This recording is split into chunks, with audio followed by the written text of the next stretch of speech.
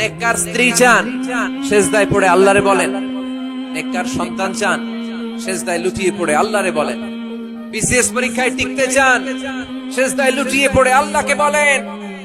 Passport দিয়ে রেখেছেন, visa হয় না, সেজদায় লুটিয়ে পড়ে আল্লাহরে বলেন। মনের যত জ্বালা, যত যন্ত্রণা, যত আকুতি, যত হাহাকার, সেজদায় লুটিয়ে পড়ে আল্লাহরে বলেন। কারণ আল্লাহর দরবার এমন দরবার, এই দরবার থেকে কেউ কোনোদিন খালি হাতে ফিরে না। চিল্লায় বলেন ঠিক কিনা?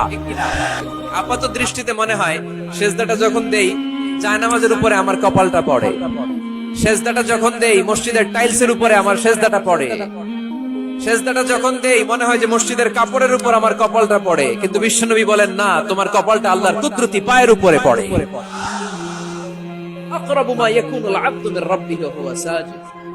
বান্দা যখন সেজদায় লুটিয়ে পড়ে, বান্দা আল্লাহর সবচাইতে কাছে চলে যায়। ফা ইন যাকারানি ফি নাফসি যাকারতুহু ফি নাফসি। আমার কোন বান্দা যদি আমারে একা একা স্মরণ করে, আমি আমার বান্দারে একা একা স্মরণ করি। সুবহানাল্লাহ কইতে পারলেন না? ওয়া ইন যাকারানি ফি মালাইন যাকারতুহু ফি মালাইন খায়রিন মিনহু।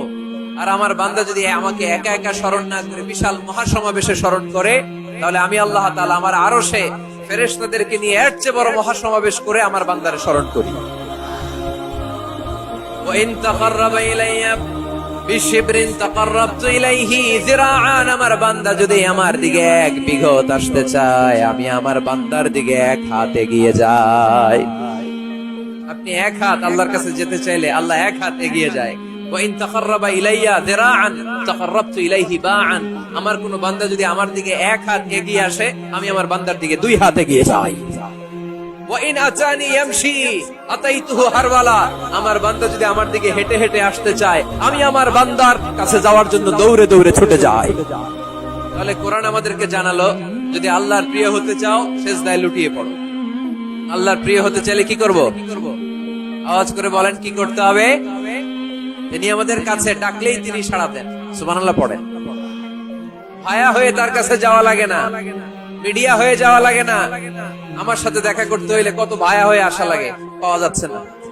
চেয়ারম্যান সাহেবের সাথে দেখা করতে হইলে কত অ্যাপয়েন্টমেন্ট নেওয়া লাগে। এমপি সাহেবের সাথে দেখা করতে হইলে এত ব্যস্ত মানুষ, পাওয়া যাচ্ছে না। ঘুরে ফিরে তারপরে যেতে হয়। প্রধানমন্ত্রীর কথা বললে তো আর সুযোগই নাই। মাসের পর মাস বসে থেকেও এত ব্যস্ত মানুষ পাওয়া যাবে না, ঠিক কিনা? ডোনাল্ড ট্রাম্পের যদি অ্যাপয়েন্টমেন্ট নিতে চান কি অবস্থা হবে? পাওয়া যাবে? কথা বলেন। কিন্তু আল্লাহরে পাইতে হইলে অ্যাপয়েন্টমেন্ট লাগে। আওয়াজ করে বলতে হবে, মুসলমান আল্লাহরে কাছে পেতে সিরিয়াল লাগে। আল্লাহ বলে ডাক দিলেই আমার আল্লাহ আমার ডাকে সাড়া দেয়। চিল্লায় বলেন ঠিক কিনা?